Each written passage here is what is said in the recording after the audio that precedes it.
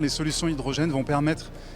de venir décarboner le bâtiment là où l'électrification directe par les pompes à chaleur n'est pas possible et évidemment là où l'isolation est difficile voire impossible, notamment dans les bâtiments anciens par exemple.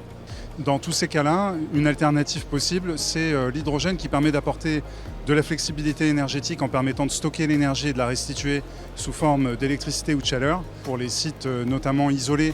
ou temporaires sur lesquels on n'a pas d'accès à l'alimentation énergétique décarbonée. Donc avec des groupes électrogènes à hydrogène, on peut décarboner la consommation d'électricité sur ces sites-là. Et on a aussi la capacité, à l'échelle d'un écoquartier par exemple, de stocker l'énergie produite par des sources renouvelables pour la restituer ensuite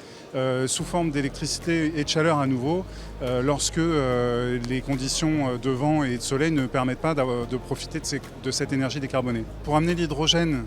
vers les sites de consommation du bâtiment, on a besoin d'infrastructures de transport. Or, il se trouve qu'une grande partie du réseau gazier français est compatible de l'hydrogène sous certaines conditions. Donc il existe également les chaudières à hydrogène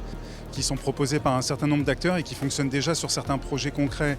comme à Châteauneuf, site sur lequel une chaudière à hydrogène fonctionne déjà de façon opérationnelle.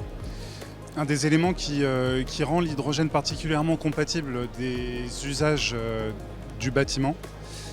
c'est la cogénération et donc les réseaux de chaleur permettent de valoriser cette chaleur produite par les piles à combustible pour être réutilisée sur les réseaux de chaleur du bâtiment et ainsi augmenter considérablement les rendements de ces solutions.